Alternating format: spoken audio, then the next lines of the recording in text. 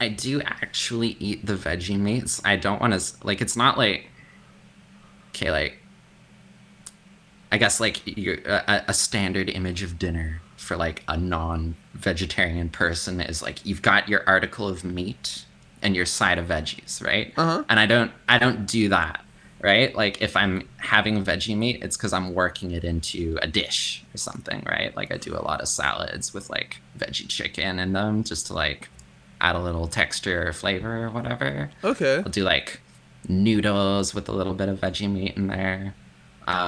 So yeah, I do have veggie meat, but it's never like the main attraction of the meal. But if Does I'm it ordering actually taste takeout, like the meat it's trying to emulate? it really, really depends. It really depends. Yeah. That So, sounds like someone it get doesn't taste like it at all. if Welcome to the 40th episode of the Cassidins Creation. I'm your host, Chris Deering. This is a show where I interview bands and public figures from the Mathcore adjacent communities. If you beautiful people in chat have any questions or comments, feel free to drop them in. I'll try to read them aloud. If you'd like to, you could subscribe for $4.99 and get access to these exclusive emotes, as well as access to the interviews before they hit Spotify and YouTube and the streaming platforms. You can also subscribe for free by attaching your Amazon Prime account to your Twitch account, and you get one free sub for your favorite streamer. I hope that's me. If you're watching this on YouTube, listening to this in your car, I have no idea what I'm talking about. The show is first shown live on Twitch. Join us every Sunday and Wednesday at twitch.tv/the Creation for the live cast. With that out of the way, let me introduce our guest tonight, who dropped their second full-length album back in January. Dark Arms Reach Skyward with Bone White Fingers. Welcome in April Hutchins of Anna Pest. How's it hey going? there, doing great. Thank you so much for having me. Oh yeah, definitely. So I imagine Anna's probably your sister and she's a pest. Am I right or wrong? Not quite, not quite. The way I got the band name was I was an English major, and there's this term anapest, which refers to a specific style of like metric footing in poetry, and I thought that sounded really fucking cool. So I messed around with it and came up with anapest. It's kind of Okay. lame when I explain it, but yeah, that's how I got the name. So you dropped your first EP, Transmission, back in 2016. I imagine you were working on that for a while, though. When did you start up Anna Pest and start getting the ball rolling on all that? I guess I first got the ball rolling in like late 2015, November 2015. I started off with just a YouTube channel, and for the first couple months that the project existed, I was just putting out covers. I put out like a cover per week for Oh, dang. like 3, 4, 5 months or something like that. And I did that like just to like attract new listeners, just because people like hearing the songs that they already know, right? Were So those the video game ones, or did those come later? the video game ones, I covered like every main level theme from Donkey Kong 64, and that was during that period. Yeah, that was That's right at the awesome. beginning. I think I put those out actually shortly before Transmission came out, so that was pretty early. I didn't actually get to listen to those covers. Did you like completely change them around and throw in like breakdowns and stuff, or is it trying to stay as close to the original as possible?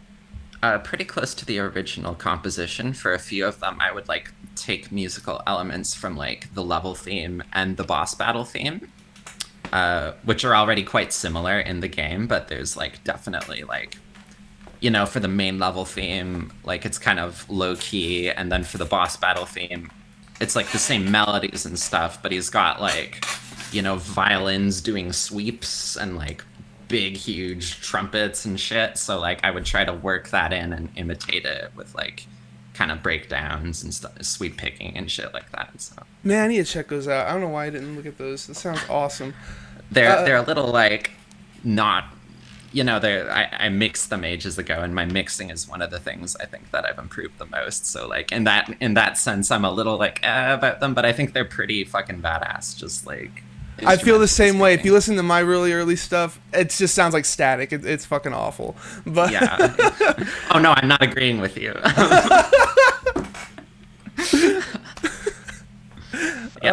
I love your shit. So I appreciate that. So why did you decide to start a solo project? okay, so I mean, I was in a band at the time. I was in a local kind of industrial melodic death metal band called Melovan, and basically, I was writing way too much fucking music, and I felt bad asking the other folks in the band to like try to keep up. Like, hey guys, I wrote this new song. Do y'all want to learn it and we can jam it together? Like that just got tiring, and we like put out a lot of stuff like pretty early. Like we put out our first two full lengths in like 2013, 2014. So like the velocity of the stuff we were working on as a group was already quite fast, and I didn't want to add on to that, but I wanted to get the ideas out, and I wanted to get them out like while they were fresh. I didn't want them to just sit on the back burner for years, so I figured starting a solo project was the best outlet for that. I kind of agree. It sucks having to rely on other people to like bring your vision to life, you know? Exactly, yeah. And like as far as the band stuff went, like I enjoyed it when we were a band. You know, I enjoyed it when we hung out together, when we like wrote music together, when we played music together. You know, I didn't want to bring like my ego and like my entire, you know, encyclopedia of creative ideas in as some kind of Bible that had to be upheld or whatever, you know? So Okay. yeah, I don't know. I didn't want to be selfish, basically. So I went off and decided to be selfish on my own. Okay, that's fair. That's fair. Your music has really evolved over time, right? So we start with Transmission, which has a lot of like poppier metalcore influences and actual choruses. Hey Girl is a really good example of that. What were some of your influences going into that in the very beginning of Anapest? In the very beginning, the songs that were on that Transmission EP, most of them I had like started writing like years earlier. Um, Again, while I was, you know, with my band, and there were songs that I guess didn't get into our roster or whatever. So like the influences for those, probably stuff I was listening to in high school, to be honest. Like some Rammstein, definitely a lot of like cheesy European pop. I want to say Tattoo is Okay. definitely one of those names. All the things she said, you know, love that shit. Um, um, and definitely like, you know, some stuff from like the late 2000s, early 2010, like metalcore canon, you know, you're asking Alexandria and stuff like that. Okay. Um, yeah. Oh, and definitely like on the mellow death side, I was a huge fan of In Flames, Dark Tranquility, and At the Gates Dude, at the Dark time. Tranquility's my shit. I never really got into In Flames or oh, you just said them At the Gates, but Dark Tranquility. What was it? The Gallery, one of my Yeah, all-time favorite albums. Absolutely that is incredible. a killer fucking record. And like, I really like their mid 2000s output too, Damage Done and Yeah, when they got more, I would say yeah, clean. I guess. Like yeah, I like yeah. Fiction. That one's one of my favorite ones too. That's my favorite album from them. That was the one I was just about to say. I like that one especially because it's got like a little bit of that gothic metal kind of flavor in there. Okay, yeah, I know Um, what you mean. yeah, like it reminds me a bit of like early Lacuna Coil, which is also some of my favorite shit for sure. Alrighty. After that, you move on to Forlorn, which is your debut album, and it's just straight up black metal. Like we did like a 180. What happened here? Yeah, so like I don't want to like give the impression that like I wrote the songs on Transmission and then went ahead and like wrote the songs on Forlorn right after or anything, because that's not what happened. Like I really like wrote the songs for both of them over the course of the same kind of time period. And that's always kind of what I've done, you know, is just like I like to listen to a lot of different kinds of music. I like to make the music that I want to hear, right? Okay. So I just end up making a lot of different types of shit just depending on how I'm feeling in the mood. But I wanted to package them in like cohesive, individual, you know, coherent products, right? It wouldn't really make sense to throw like Asmodeus and Hey Girl on the same album or anything, you know. So that's basically, yeah, they were just like chronologically placed in that order, but I didn't necessarily write the songs in that exact order. Okay. Yeah. So I hadn't heard like a big black metal influence on the rest of it. I guess this is just a time period where you were diving into like Dimmu Borgir and stuff. Yeah, I mean, Dimmu Borgir, I got into them in like high school. They were one of my first metal bands. I love them, and I want to say Shagrith is probably like the singer that made me want to start screaming. Okay, okay. They were one of Yeah, my first ones too. I remember they scared the shit out of me whenever I first played them. the first time I heard them, they absolutely scared the shit out of me. I think the first video I saw was The Chosen Legacy. You know, it's got that slow cinematic build up. And then like the drums start and it's just a close up of the dude's face while he's fucking screaming. And it's like, what the, you know, it's just out of nowhere. It's nuts. Anyway, I love that song, love that video, love that band. I want to say the stuff I was into at that point when I was writing the songs on Forlorn were like, I was really into Dark Fortress. I was really into Agalok, I love the mantle. Silencer. Yeah, the So Mantle. good. The Mantle's fantastic. Yeah, it's just a bunch of different types of black metal, honestly. Just a lot of stuff across the board. So then we move on to A Fortress of Flesh, which is deathcore with a lot of the new metal influence. You even have like a turntable going on in there, and like Yeah. a small section of like rap. Like it's so much different from your past one. Like Yeah, I guess this yeah. was when you're going through Slipknot and Korn and stuff, or what's inspiring this one? That one, definitely just like a lot of different deathcore. I guess Thy Art is Murder was one of the big ones at that time for me. Chelsea Grin, of course. Kind of your normal suspects, you know, 2010 to 2012 deathcore canon. I was super into that at that time. And I was also getting really into trap, you know, and wanted to throw a trap verse in there. Hey, it works. It was sick. When I heard it, I was just like, "Is that a turntable? What the hell? It's amazing." Yeah, the turntable was done by a friend of mine from Australia. He got in touch with me when I was still doing like covers and stuff because he really liked the I don't know if you saw this one, but I mashed up Bleed from Meshuggah with Temperature from Sean Paul. I haven't, but that sounds amazing. It was and he just thought it was like diabolical and wanted to, he's a DJ, he wanted to work it into his set, and he reached out asking if possibly, you know, as a favor I could send him the stems and just set him up. And I was like, fuck, this is so cool. So I set him up. And he offered like, yo, if ever, thank you so much. And if ever you need like a scratch solo on one of your songs, hit me up.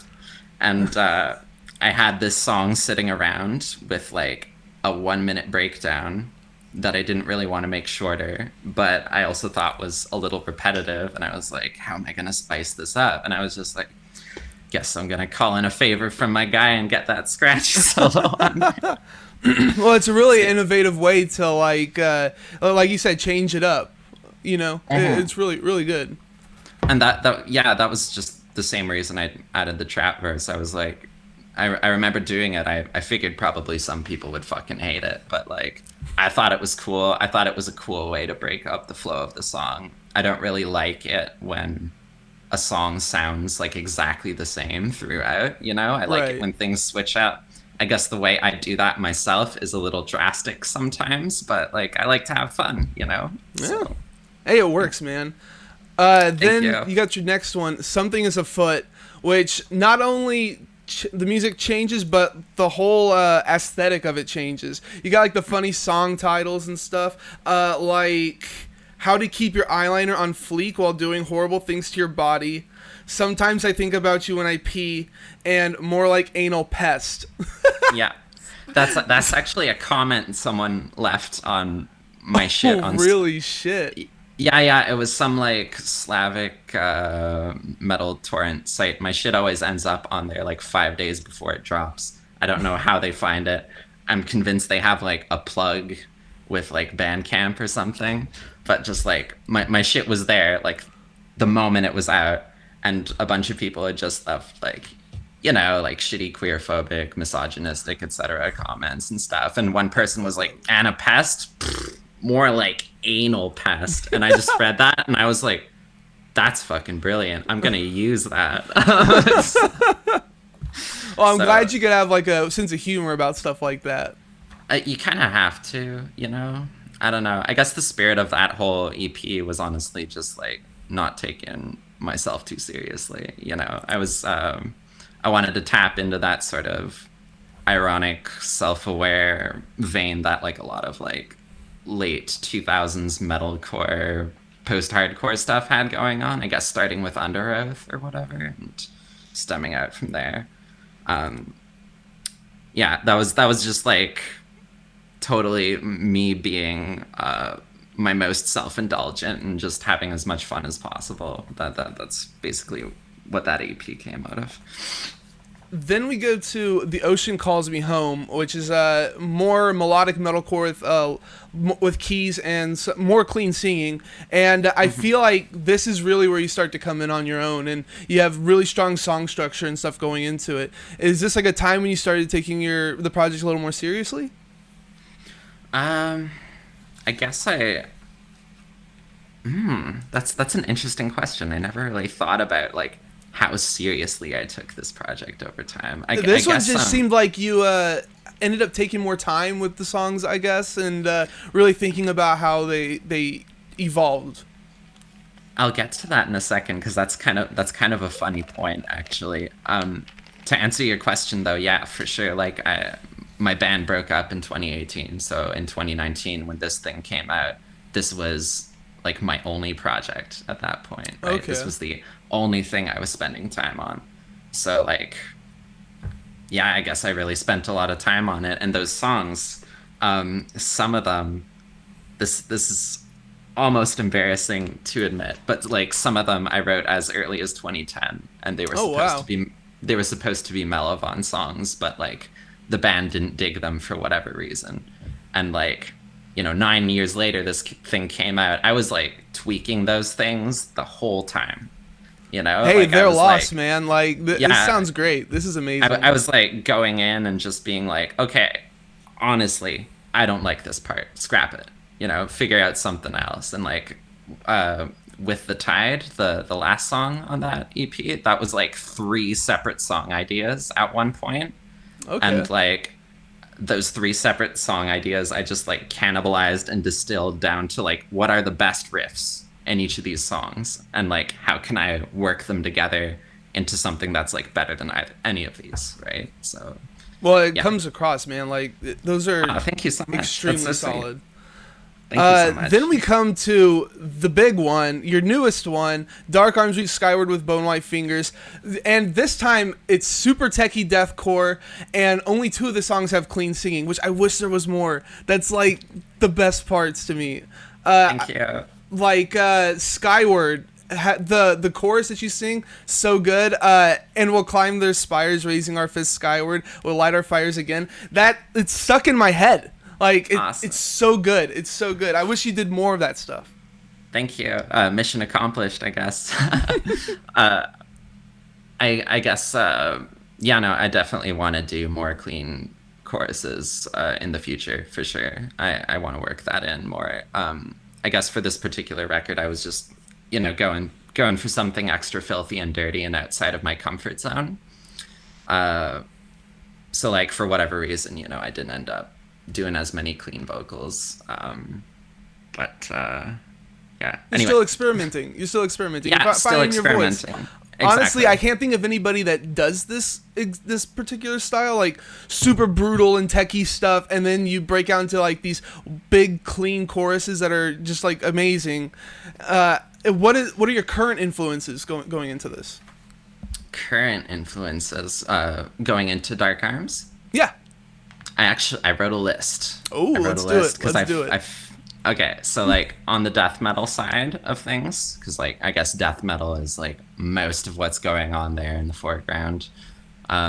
Definitely some Ingested, Really love those big chunky riffs. They're probably like my favorite death metal You band right actually had now. their vocalist guest on one of these too, right? I did. Yeah, I did. That was I guess around the start of the pandemic, he made an account on Featured X, which, for anyone who doesn't know, it's like this site basically where musicians offer their services. Oh, And you can like hire them for guest spots. And there's like a lot of people up there now. A lot of people are signing up, and they're all like, from signed bands in kind of the deathcore, metalcore, osphere. I honestly didn't know this existed. That's crazy. Yeah, so like I'd kind of had like an eye on the site because I was stoked that that existed, and I was thinking like, hey, if ever the right person shows up, I'll I love this. Panana asked. Yeah, I don't know how to Sorry. pronounce that. That's why I didn't try for it. But I like it. Um, but yeah, he popped up there, and I just knew I had to get him. I just knew I had to get him. okay, so back to influences. Ingested. Yeah, ingested for sure. Wormed, who are a really Ooh. great, wacky, like proggy technical death band from Spain. Fallujah for sure, especially their first record, The Harvest Wombs. That's always been my favorite. Um, Aborted, and a little bit of At the Gates. Okay. What about like for your choruses, your clean singing parts? Clean singing stuff. This is probably a bit obvious, but like, I wrestled a bear once. I really I fucking was love. wondering. I thought that might be too on the nose if I asked you like how big of an influence that was, but I guess it You is. know, people often like I guess have been comparing my new record to like I wrestled a bear once because I guess it's easy, like chick fronted, mathy, you know, deathcore grindy shit. Right. But yeah, no, I just really love their shit, especially their last record, Hail Mary. I never actually listened to it. I No. basically just listened to their EP, their first one that they put out, and then that's about all Hmm. I really listened to. I need to dive more Okay. into them. I really like their last record, Hail Mary. It's super great, and it's definitely got like those big epic choruses, and it's a bit like darker and more serious than their earlier stuff, which is like, I really like their wacky side and whatever, but they just write some really really cool songs. So I need yeah, to check it out, really man. People keep telling me I need to. really great riffs on that thing. So um, and if I were to name just I'll throw a couple more out there. Go for it. Um, Discordance Access. They were like basically my favorite band while I was doing this. See, I can never get into them. People say that they're like one of the pinnacles of like grindcore, but to me, Mhm. it's just a bunch of blast beats. I don't know, man. Okay, yeah, that's fair. There's definitely like they're so like kind of noisy and heavy and like no holds bar that like I can totally see that being a barrier and stuff. But like I was always really into the guitar. uh like the guitar shit in those songs is fucking nuts, and he's kind of like playing everything like it's a grindcore riff, but just his like choice of like melodic flavors kind of like dips into jazz from time to time, kind of dips into like wonky like modern classical sounding stuff from time to time. Well, shit, uh man. I guess I need to check this out too. You're bringing up all these bands that I need to like go back and give another shot at. You know? if there's like one Discordance Axis record I'd recommend to like listen to first, it's definitely their latest one. Yeah, The Inalienable Dreamless. It's got like the most mathcore stuff going on. It's got their clearest production, and I want to say it's got like the coolest riffs. It's really quite something. Okay. It's that one's like it's up there in my favorite metal records of all time right Well, now. shit, So man. That's a big endorsement. I gotta check that one out. no, I can't endorse those guys enough. I want to say they're like largely responsible for like the series of musical discoveries I made that led me to just like make this fucking record, you know? Oh So, wow, okay. yeah. Not them like solely, obviously, Yeah, but yeah, like I yeah. started listening to them, and I'm like, oh, gotta They're listen to part this of your other band journey. now. You know? Yeah, exactly. Important part of the journey for sure. Yeah. Um. Yeah. Cool. I guess So that, Full Metal Jacket asks, "What's your favorite Eric Satie record?" Satie? I have no as idea in who that like is. the classical composer. Maybe. I really don't know. Yes, Yeah, yeah, yeah. apparently. Um, did he drop any records? I didn't know records were a thing at that point. He's got some pretty lovely compositions though. I have to like dive into his work more seriously at some point. He's like um, one of those few like classical composers I've been slacking on, sleeping on. So what's your writing process like? It's kind of varies from song to song.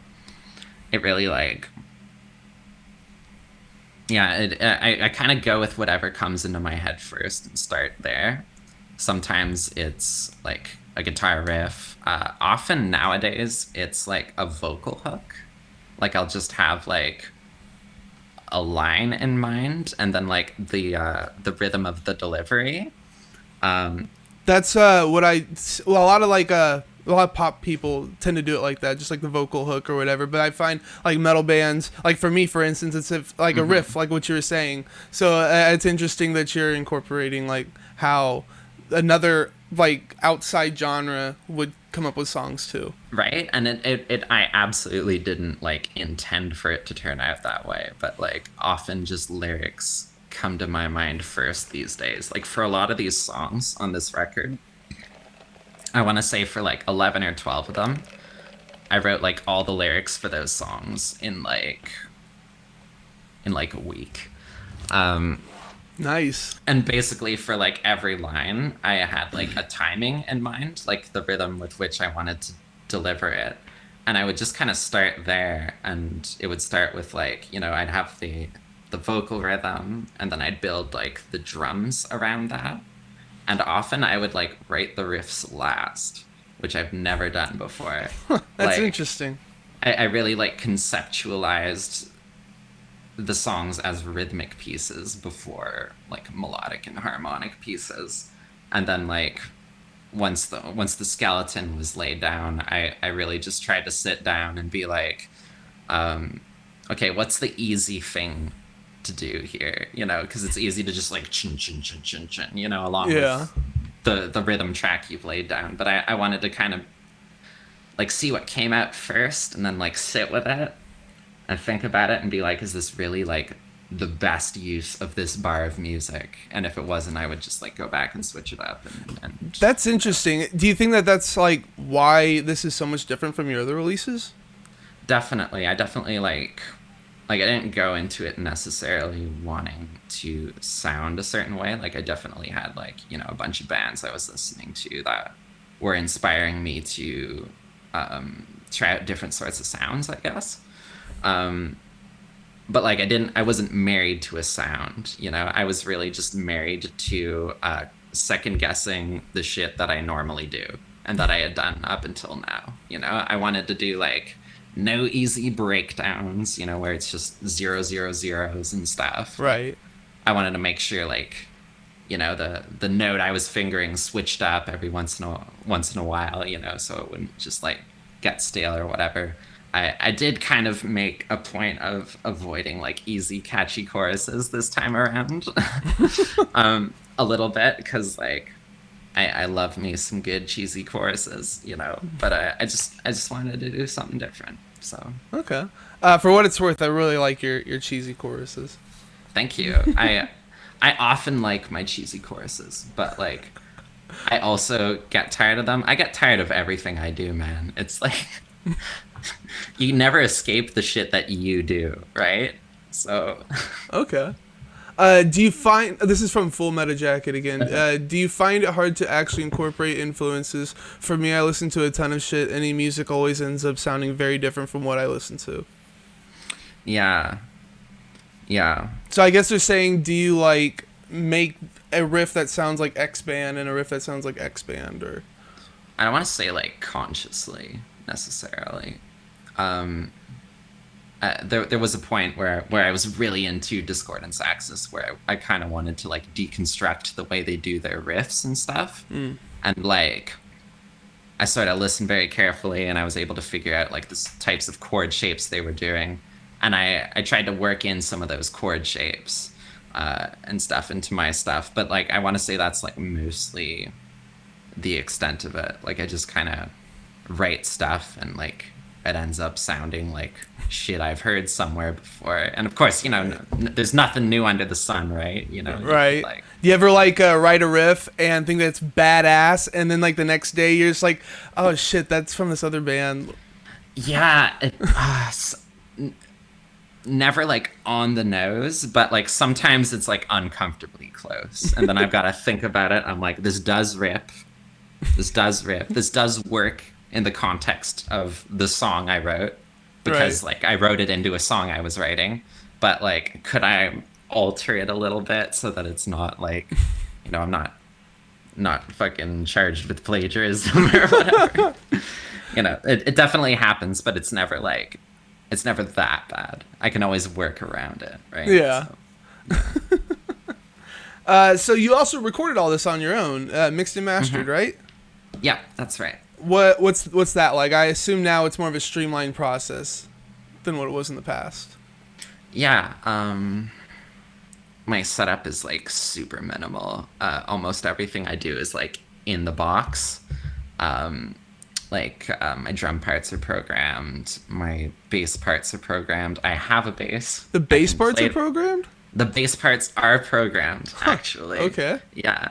A lot of people are surprised by that. There's some really fucking good, like, bass synthesis software out there right now. And, like, I mean, like, I wouldn't write jazz with it or anything, but, like, in metal, where everything's going super fast and, like, often the guitar and bass are harmonizing, the bass is mostly mixed kind of in the background, you're not gonna, like, you're often not going to notice the difference. Someone's going to kill me for saying that. But like I'm going Interesting. to say you can often get away with it. But if For you sure. have a bass, why not just record it on your? You know what I mean? You playing it?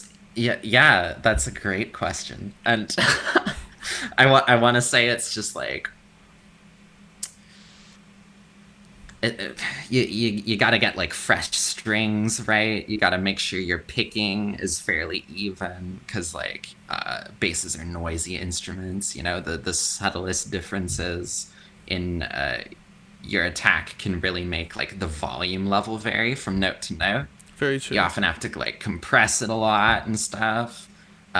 It's often hard to like find amp simulators that really get it just right, especially if like your recording is imperfect. I just find it's less of a hassle to use program bass. Well, don't you have to? I mean, you have to go in and program all the MIDI and stuff. Then isn't that like, to me that seems like that's way more of a hassle than just playing what the guitar just played. You know what I mean? I actually write like the all my songs in MIDI form before I learn them, Okay. almost all the time. That isn't true of every song on this record, but I want to say for most of them, like I come up with the riff ideas kind of in the abstract, and like I have like a guitar programming software that I can kind of use to demo things and stuff. Okay, but you So actually play the guitar though, right? Or I is do it all actually programmed? play the guitar. Okay. Yeah, I do Okay. play the guitar. I want to say I can't play as well as it sounds on the record. There's a lot of like post production there. I really like for Yeah. everything to sound like really clean and really clear, and like I know I can't get it there just playing it straight up. So like I'm not ashamed about like cutting corners for the Dude, sake of yeah. like I mean, I the do final that. I do that stuff product. too. Like. Exactly. Yeah. Like I've always considered myself a songwriter and a producer before a player. And I just try to like, acknowledge that and roll with it and act accordingly, basically. Uh, so you call your studio Muffin Studios? I Is this do. like just your house, or do you have like an actual studio you go to?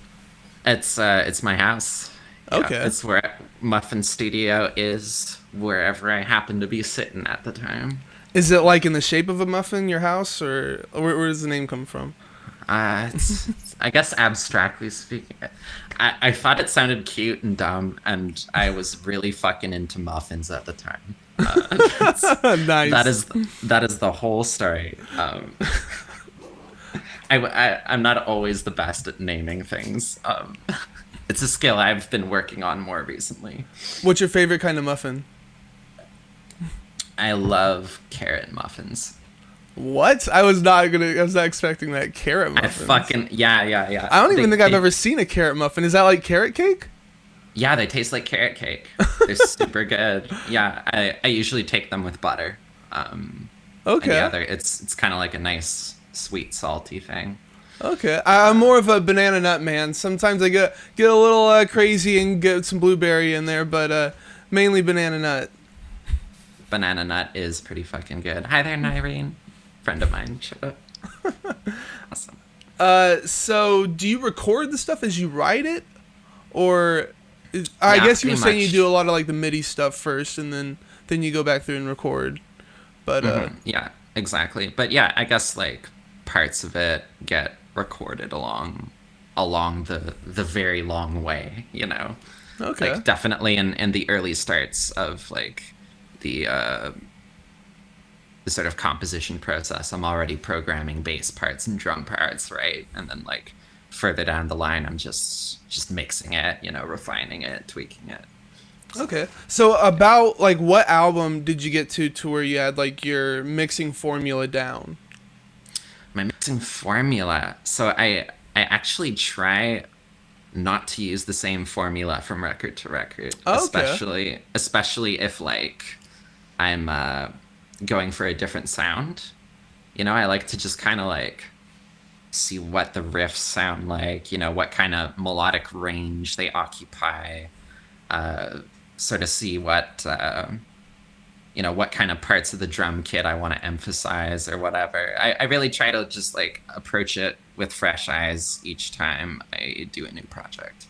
Okay. Um, but like that being said, I guess the point at which I kind of got comfortable with mixing and kind of got to the point where like the shit I heard in my head, I could make it like exist in audio form with some degree of like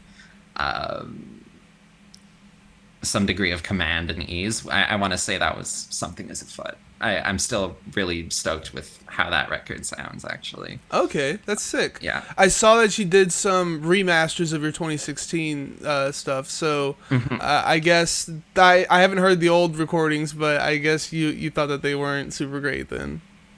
Yeah, I mean, they were okay. I felt like they were a bit dry and like the way they sounded was hampered by my ability and my access to software at the time. And I didn't want that, you know? I always kind of want whatever song I put out to be the most perfect possible version of itself, you know? I gotcha. Like the purest possible. And like, I just figured I'd get that if I went back and touched them up again. Isn't that like history though? Do you I don't guess it is feel weird history. about like messing with it? There was another band that I've had on here actually a couple of times, Plastic Bag Face Mask, and Mhm. they redid like God, I don't even know how many albums, but tons of albums. Like Mhm. they re-recorded and everything, all these albums. So like it's not, I guess sacred's the wrong word, but like it doesn't feel weird going back and tweaking things. You know, it's interesting that you asked that. It did feel a little weird for that reason. And like, you know, those old versions, they definitely represent who I was at the time and my ability level at the time. And I think all those things are valuable. But I've always just thought of the music in itself as being more valuable. You Hmm. know, I'm almost of that camp that like I don't feel something necessarily completely belongs to me anymore after I've released it.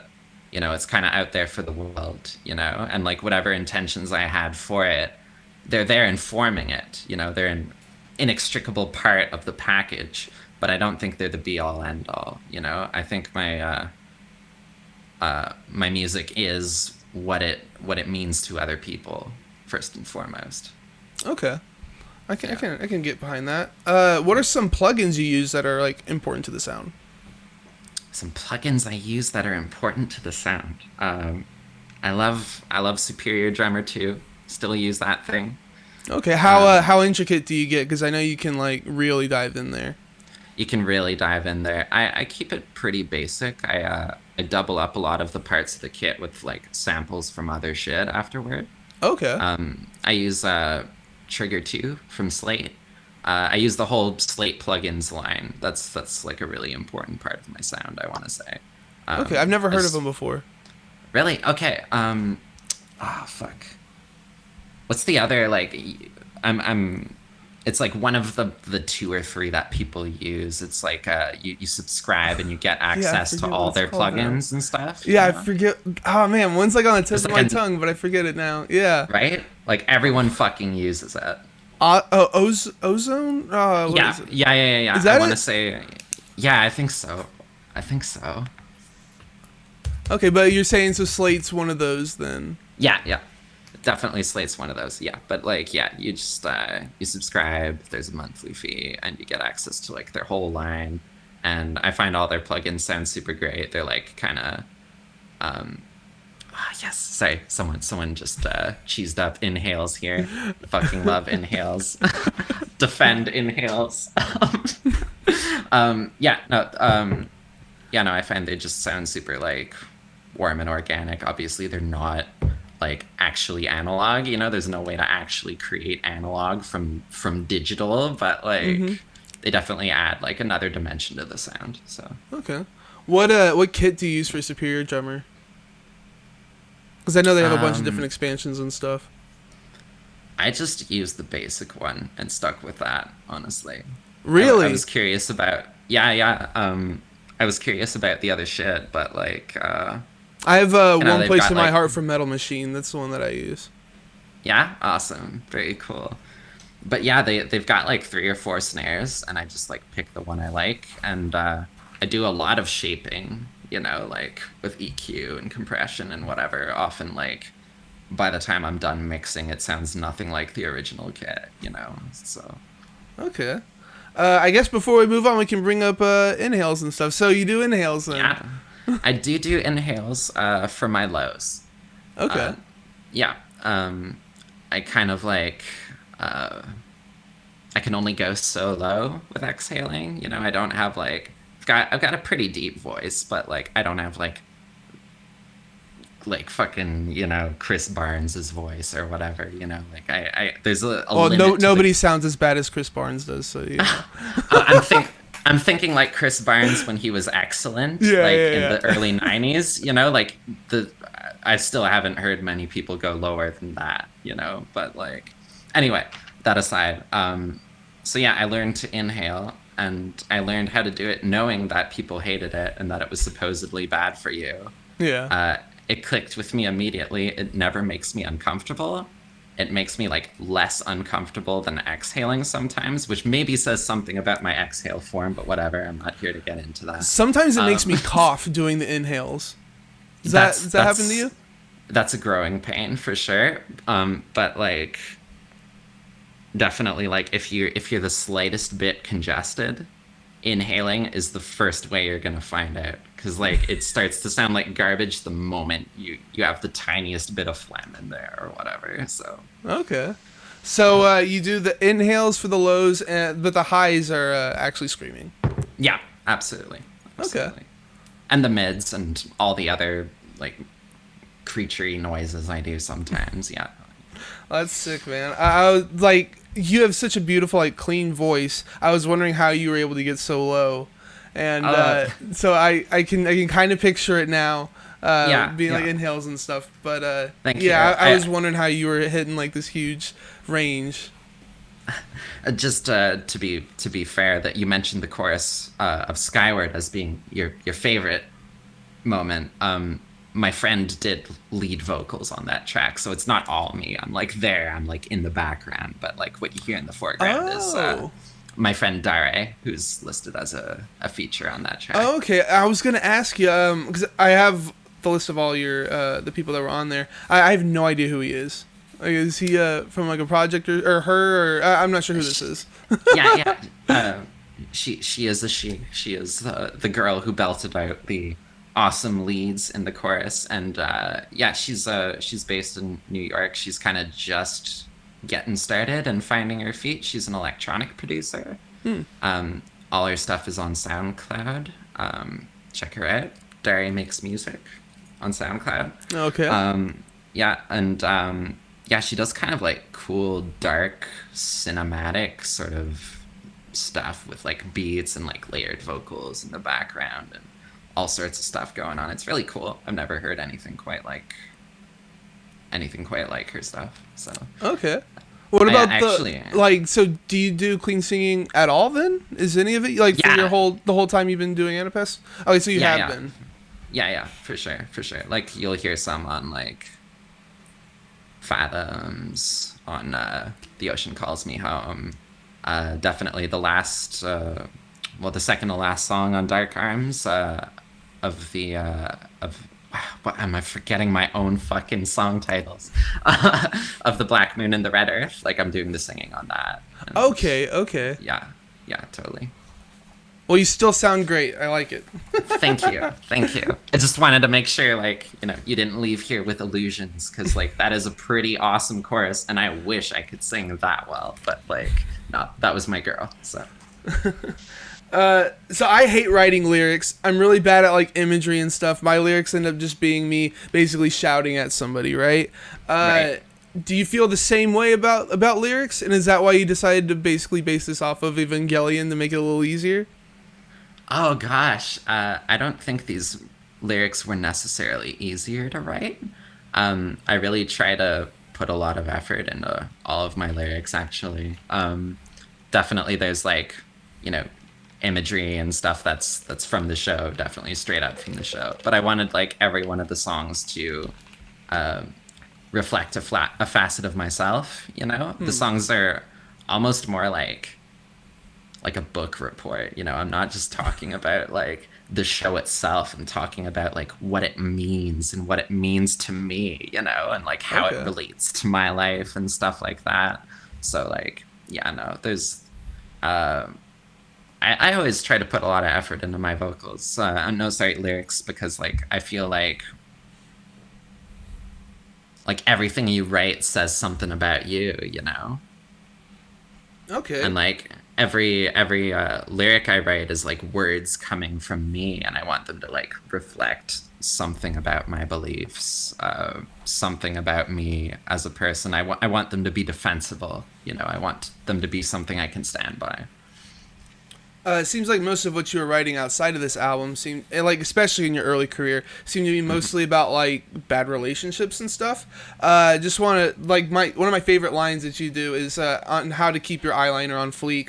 Yeah, yeah, Tell all the English boys you meet you'll feel better when you're 6 feet fucking deep, because there's no getting out of this one. Lewd jaw and a bed mess or ass rod. yeah. So okay, so that's the. It's so funny that you mentioned that verse, because that verse I'm actually spoofing a brand new song. Okay. I've never actually Yeah. listened to Brand New. This is another one that you're telling me I need to Okay. listen. Awesome.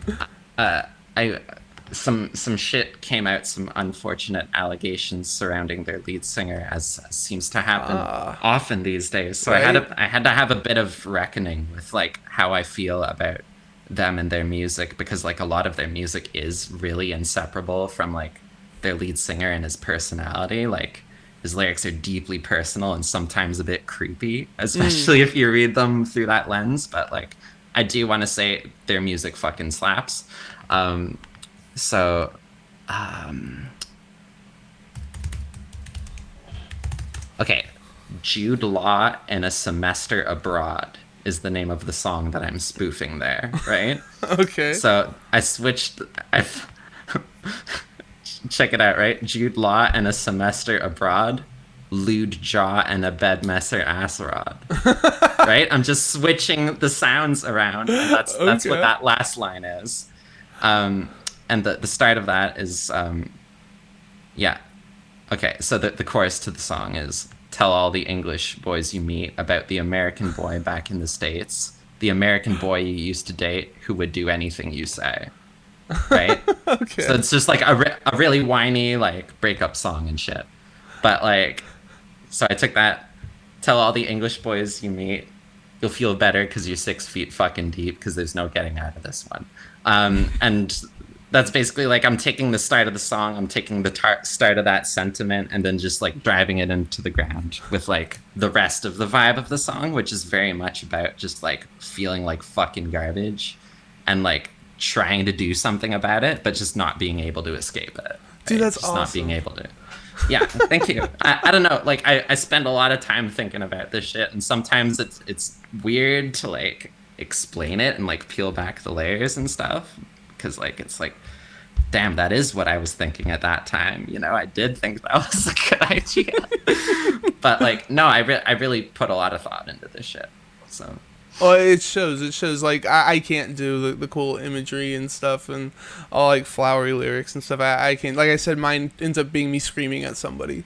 hey, Essentially, you what know, it is. that is the spirit of mathcore, I want to say. It's just fucking screaming at somebody That's true. sometimes, you know? So, no harm there.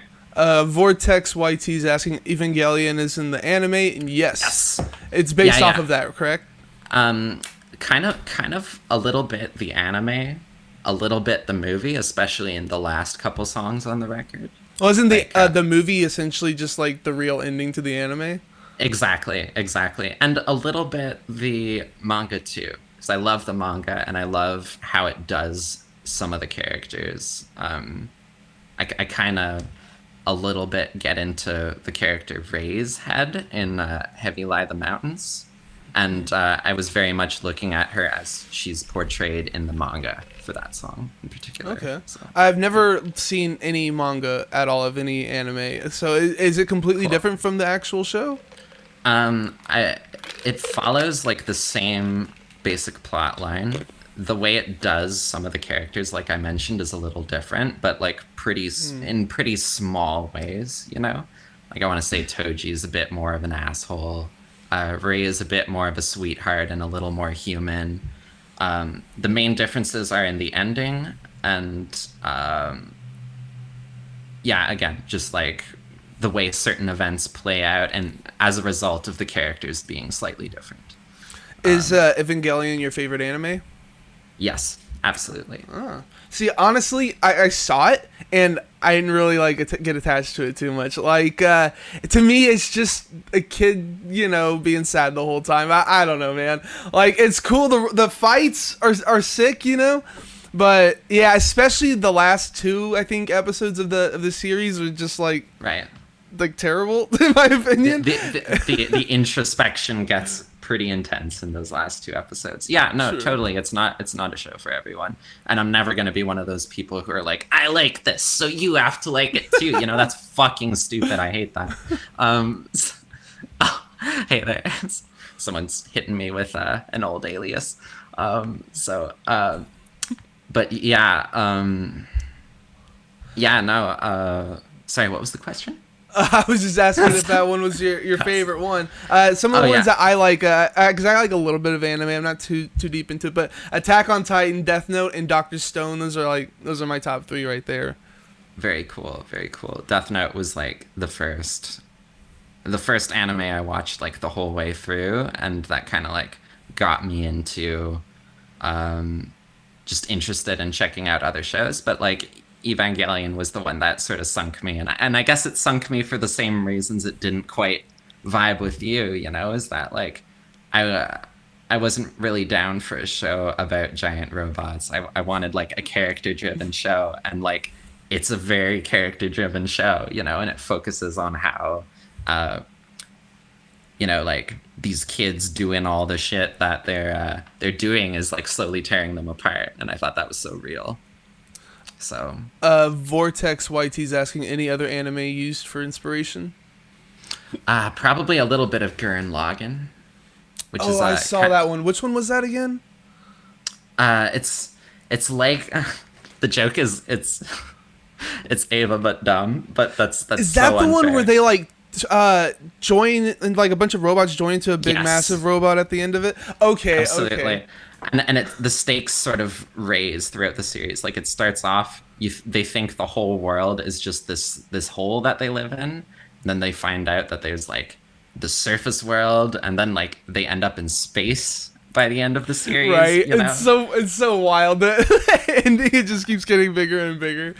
but like that progression, that if I may say, skyward progression, Ooh. All right. might have inspired me a tiny bit for sure. But to answer your question, just like favorite animes or whatever, I really love Monster, which is Never seen that one.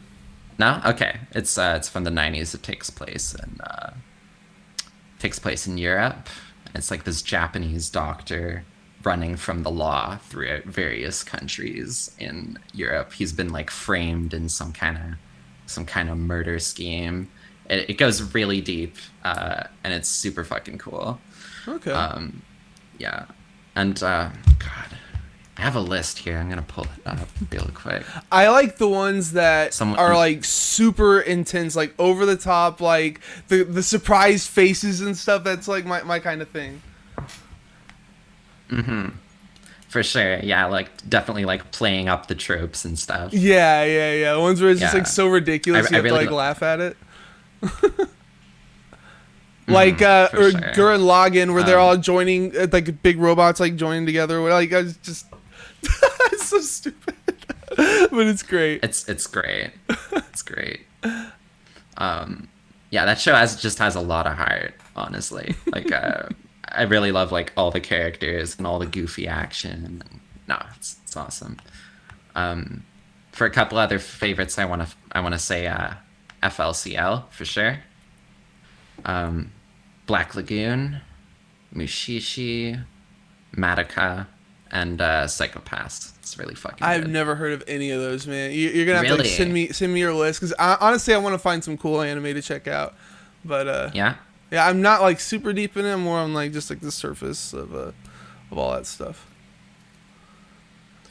Oh, yeah, I do Vortex. watch One Punch Man Vortex. Absolutely, it's amazing. So good. That one, I didn't get super into it just because it is very tropey and on the nose, but it's a hell of a lot of fun. for Hell yeah, sure. dude. It's It's so definitely good. fun. And it's really funny, which sometimes you Exactly. need. So Full Meta Jacket, and this is kind of coming out of nowhere, but we'll answer it anyway. What's your favorite alcoholic beverage? I actually can't drink a lot of alcohol. I kind of had to stop drinking when I started antidepressants, and like I recently got off them, but like I lost my tolerance entirely, right? Because like Okay. I was just not drinking for like 2 years. But I love me a gin and tonic. That's probably Oh, my fancy. favorite. Okay. Okay. A little bit, a little bit. I also just like beer, like Depener beer is fine. What kind of beer? Depener beer. Sorry, that's what we call our corner stores here. It's very French. Oh, Depener. okay. Okay. See, Oh, I was gonna right, ask, like, yeah. what's it like being a band from Canada? Well, a band. What's it like being a artist from Canada? Yeah. Being an artist from Canada, I don't really think about it that much.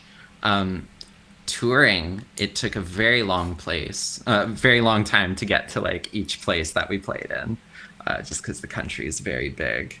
I want to say Canadian metal fans are like pretty sweet for the most part. Do you find that it's hard to get like your name out there just because you're from Canada? Not necessarily. I feel like the internet kind of allows folks to overshoot that a little bit. Definitely, like it helps to be like in a town where there's like a scene for the music that you're playing, right? I guess there's a little bit of a metal scene in Montreal. Like definitely we bumped into a couple of interesting folks like at shows, opening for people at shows. For the most part though, like Full Metal Jacket said, it's like being an artist but in Canada. Yeah. It's like He's giving me a hard time. I guess it is kind of a dumb question in retrospect, but like I can't name like too many big artists that are actually out of Canada, but there's a lot in the U.S. It could also be just because I'm from the U.S. and like so I see things that are targeted towards that. But Oh, I didn't know you were from the U.S. Texas. Are Yeah, you our horrible okay? state. Yeah, our horrible state. I actually lived in Texas for 2 years. Did you hate it as much as I do? I was very young. I was very young at the time. I think we moved there when I was like 3, and we moved back when I was 5. I'm convinced I never totally shook the accent.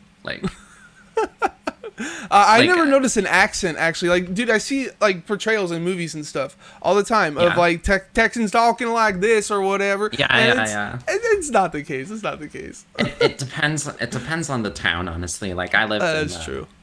I lived in Fort Worth, and there was definitely a little bit of that. Like I Hey, I'm can't from Allen. That's like 20 miles away from Fort Worth. really. Yeah. Oh, cool. Damn, small world. It is. It is.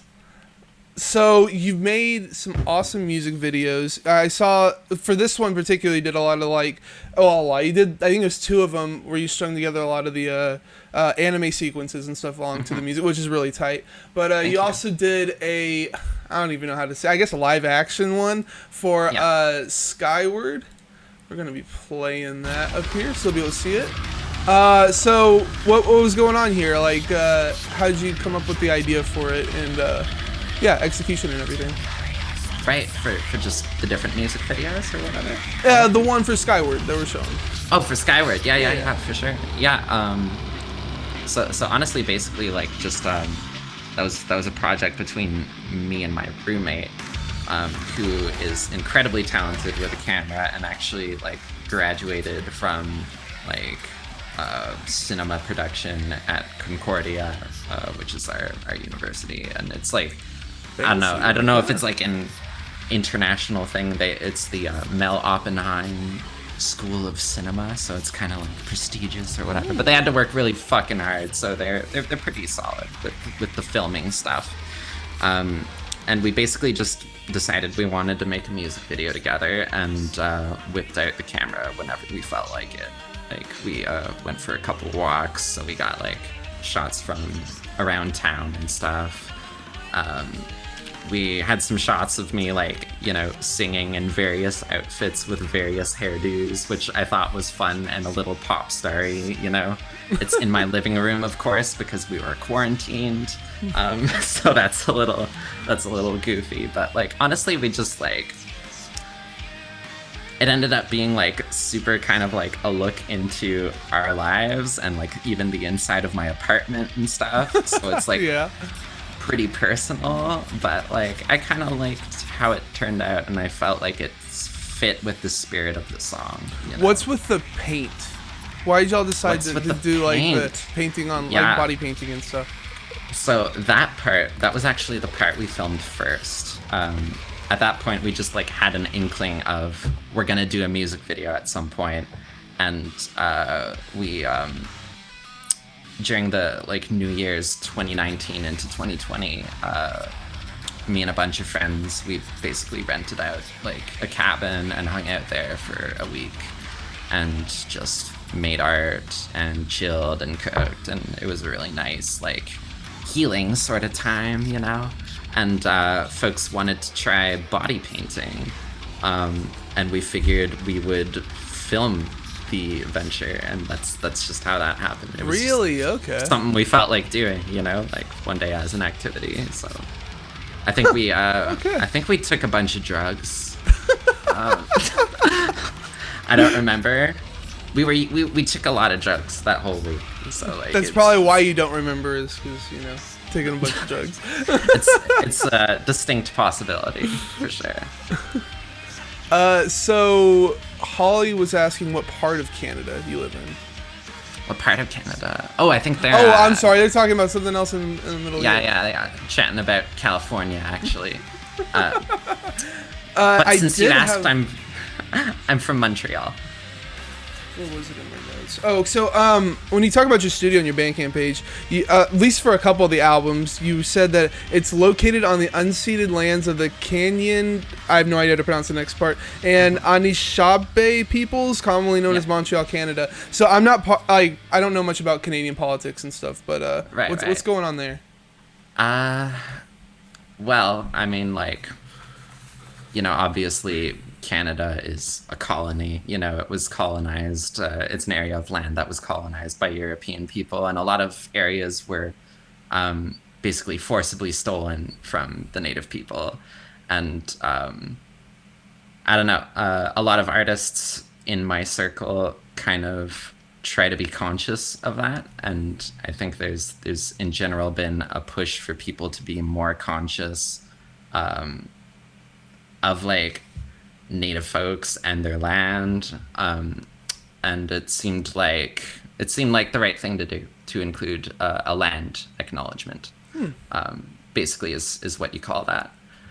Interesting. Yeah, there's not a big group of people doing that stuff here in the U.S., so it's a little odd seeing that. But I understand that there's more politics involving Indigenous people and stuff over in Canada. So it's really interesting that you decided to put that up on the Bandcamp. But it's cool that you're like shedding light on things like that. I figured it was that, just like a small thing to, first of all, acknowledge that I am living on stolen land, and making music on stolen land. Are you involved in like the actual like groups and stuff that are dealing with that type of thing? Or? I'm not like no, like I'm not native myself. Well, no, like are you involved in like political movements and stuff like that, dealing with that? Right, not especially, but I try to like do small things, through the reach of the internet whenever possible. I try to like open my wallet whenever I have something to spare, and something pops up in my network and someone needs help, who's being affected by something. That's about the extent of my like active political engagement. I go to protests once in a while, like I'm not like I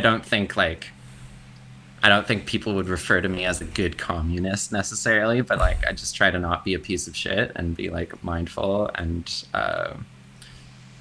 say something when people around me say shit that I'm like, it's not all right, Okay. But yeah, it felt like the right thing to do, especially because like there's been a lot of really terrible mistreatment of native folks and their land in Canada over the course of especially the last year. At least it's gotten news coverage in the last year. I can only imagine like how much shit has gone on over time that just nobody fucking knows about, and like nobody pays attention to. So Right. Yeah, like I said, I don't know much about all that stuff, but it's cool that you're shedding a light on things like that.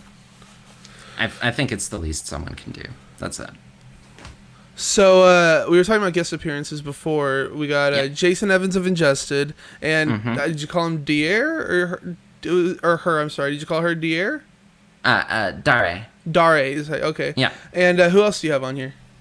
Yeah, I got Duncan Bentley from Vulvodynia and Zavlek, who's a really, really fucking awesome screamer. One of my favorites that I've stumbled across recently anyway. Contributing some monstrous gorilla lows to that track. Dude's a beast. Yeah, I know, he's nuts. He's on Love is Destructive. That's the song. Yeah. And then Noan Fluent? I'm sorry? Nohan or Noan? Oh, how do you say it? Noan Florent, and that is my roommate. Okay. And they're the one who, like, we did the music video together, but I also got them to drop some spoken word on one of the tracks. Okay.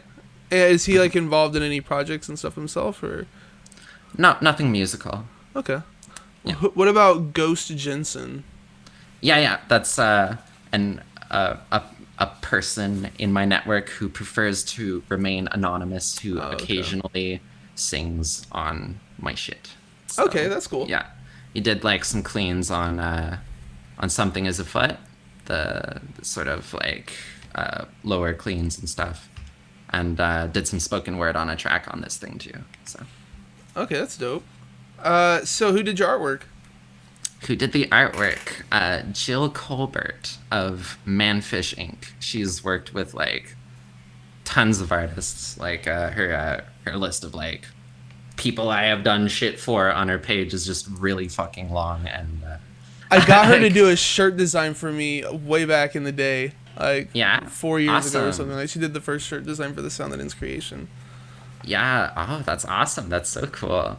Yeah, no, her style is really great, and I want to say it's like very much in the vein of what like a lot of metal bands are looking for nowadays. Um, yeah, and I love her style. I've worked with her in the past. What was the direction you gave her? Just like do Evangelion, or did you have something No, else? I had like I gave her like very specific directions actually. Really? Okay. Yeah, I wanted okay, there's like a cute little story about like how the idea for the album title and the album art happened. Um basically if you don't mind me getting Go for into it. that Go for it. We got yeah. time. Okay. Yeah. Cool. So, this was in like 2017, basically right before I moved into my current place with my roommate. My roommate was looking for a new roommate at the time because their previous person moved out, and I was just like, I'd graduated the spring before. I was just still working at the same grocery store I'd been working at for 6 years, still living at my parents' place, and I needed to change. So I decided to jump on that, and we decided to like take a day and just like spend it together to see like how coexisting might feel or whatever, just as like a trial thing or whatever. Yeah. And I basically crashed at their place, and in the morning we decided that we would try to walk across the island of Montreal from east, where we live, to the west side, which is where I lived at the time. That sounds like it's a long distance. It's quite a distance. I want to say you can do it in like 8 hours if you're quite Oh, okay. It's not as bad as I thought it swift of was. foot. Um, but yeah, I am a girl. Metamorphosis. Sorry. Um, And band. Alrighty. for anyone here, I'm trans. I guess I'll just say that. Yeah, I I'm had a sorry feeling about that. No, it's okay. It happens from time to time. Anyway, so yeah, we decided we would walk from like one side of the island to another and just like make a day with it. And we didn't end up getting the whole way across, but there was one point when we were just walking along the water and we found this tree, and it was probably like late fall at the time, and it was like completely bare. And I remember it's the arms of the tree were reaching like straight upward, and the Okay. tips of the branches were white, and the body of the tree was black. And I just remember looking at this thing and feeling a certain way. And I couldn't really like describe it with words. I guess I could today, but it would be like a fucking essay or whatever. But just like I was enraptured by the vision of this tree with like this like dark wood, the white tips of the branches reaching skyward, um, and that's kind of where I got the album title first of all, and Why did it take you it's so long to based use that album title? If that was like back in 2007 or 2017. that was actually around the time I started writing the songs. Oh wow! So you did like Yeah, two EP. What was it? Three EPs between then yeah. and now. I had Okay. stuff written earlier that I wanted to put out. Oh, alrighty. That's awesome. Yeah. So yeah. Anyway, so that's basically what I told Jill was like, I want a riverbank. I want this tree, right, with white branches and dark wood reaching skyward. And I want a cityscape on the other end being ravaged by some sort of creature. And now they can see the album cover on the screen there. Just wanted to show them what it Awesome. looked like. Very cool. Okay. See, I thought that you were just saying, just do an Evangelion, like, make a monster or whatever.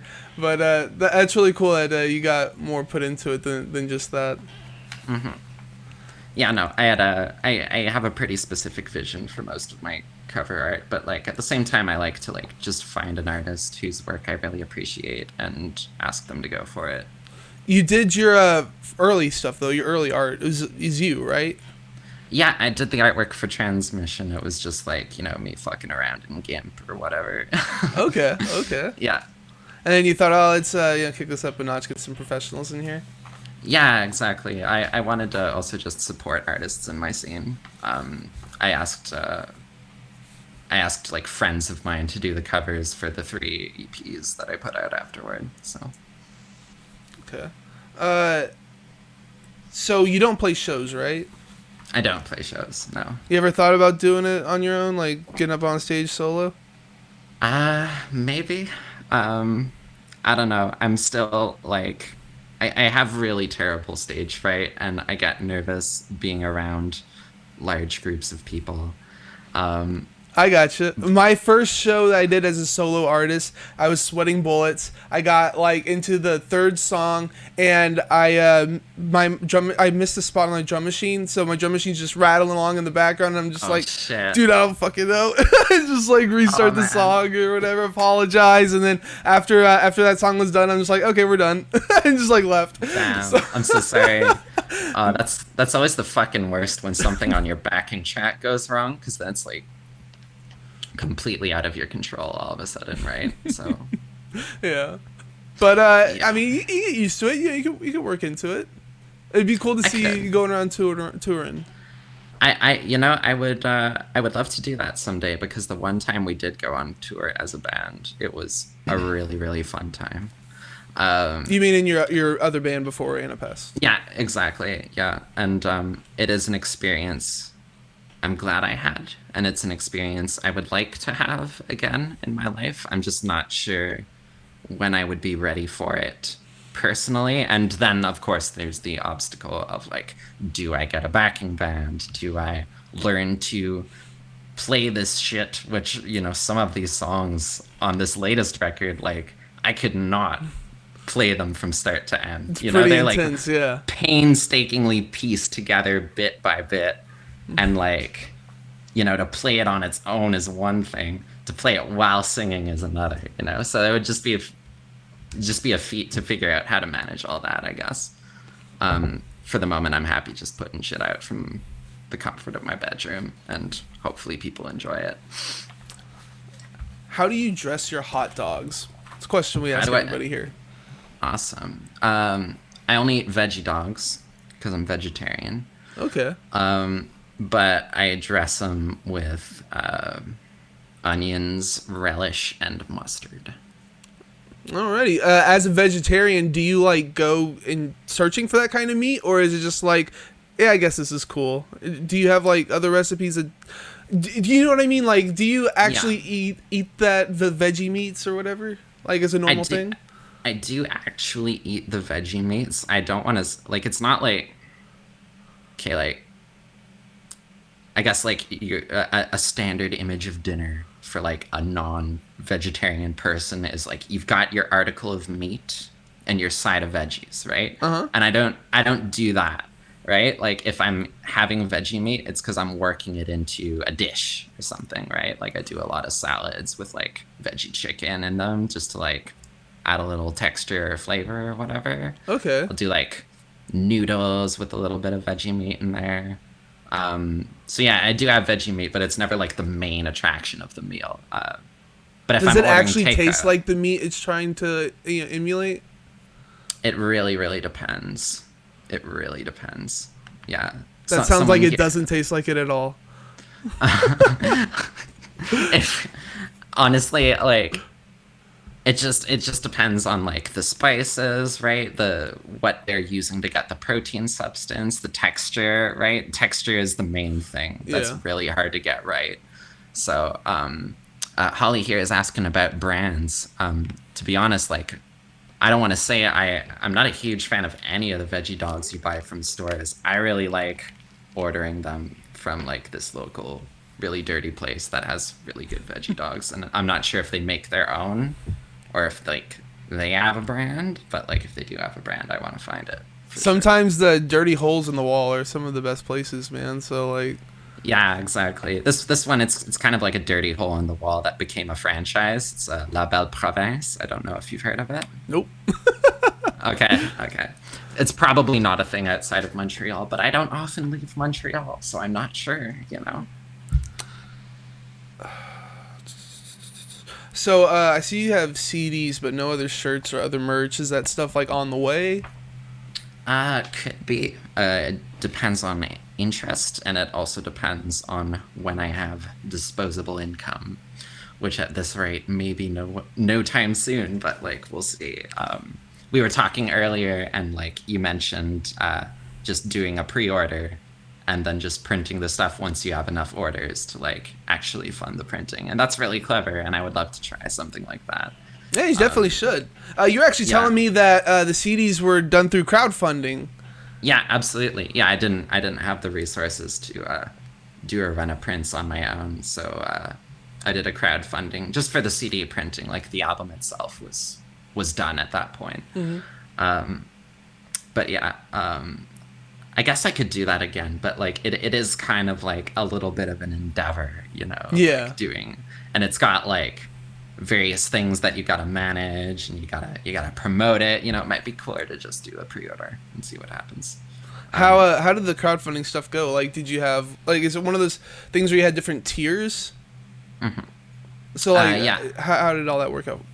yeah. Basically, like for the lowest tier, I gave out like a digital version of the album. Then there was you got a CD. I had pins. I still have some pins actually. They're over there. But yeah, I had some pins made with the album art and the logo on them, and I threw in one of each for like I think it was like the like $30 or $40 tier. Then I had like an instrumental version of the album, and then I started offering like production and like guest musician services for like the higher tiers. So I really had like something for every step of the way. Dude, that's sick. Yeah, yeah, no, I just it was a fun exercise to just come up with different kinds of shit I could offer. You know, it was a fun little exercise to spend a day on. Have you done production on other people's work then, or A is it little just, bit, just your stuff? yeah. Okay. I it's tough to find work because like Montreal, you know, like everyone's in a band, but nobody has any money, right? So Okay. is basically how it is. I did a I did a couple records for Brain Size 61, who are a punk band. Um, they're my father's punk band, actually. Oh, okay. Okay. Yeah, so which I feel like I should admit. So that's obviously how they found me. You know, it's like it's my dad's band, and he was like, "Hey, my kid does production," and so that's basically how it happened. Did And they pay I've you, like or did you just do it for free? for one of them, no, I did them both for favors. Oh, okay. Well, that's your dad. You know, you got. I guess. Yeah, You he gotta got give the my family a laptop discount. fixed. Okay, Basically, there like we go. There we go. it was like the screen was fucked up. It was like a piece of trash, and he just like fixed it up, and I mixed his band's record. So, That's awesome. yeah, and yeah, I've done a bit of production for just like local groups, friends and stuff. How on earth are you able to get your lows so absurdly low? Your music and abilities are ridiculous, by the way. Thank you so much. Yeah, like we mentioned this earlier, but I inhale my lows, and that's the full answer. Do you cup the mic when you do it as well? No, no, definitely not. I just kind of stand in front of it and do my noises. I layer them a little bit, which and you know, of course, painstakingly edit them so that there's clear and perfectly lined up as possible. So that definitely adds a little bit of punch and body to it, just effective layering and mixing. And yeah, that's the long and short of it. What was the last album you listened to? Literally the last album I listened to. And I totally time. forgot to ask you this, to tell you to get ready for this in the beginning. So Okay. it's all good if you don't have it pulled up. Yeah, no, it was actually your record. Aw. Fuck. I was listening to God, I'm sorry, your titles are brilliant but they're long and I can't always remember them off the top of my head. And you were telling me fitting through the crawl space between Rhyme and Reason? Yes, it was fitting through the crawl space, and I was spinning another one. I spun Roses and Thorns and Dead Unicorns right before that. So. I appreciate that. That's awesome. Yeah, no problem. What was your album of the year? Probably for last year. I don't imagine too much stuff has come out to make like your album. You have the year list or whatever so far. But so for 2020, what was your album of the year? Album of the year was sorry, my memory is an absolute sieve right now. Devouring Ruin from Wake. Okay, I haven't checked that one out yet, man. You're giving me all these bands that I got to check out now. It's really good. I just like, it took me a few lessons to really get it, but like I love how like the melodies are so good and so powerful, and the lead guitar is awesome, and they have those more like stormy, turbulent moments that get more blasty and dissonant.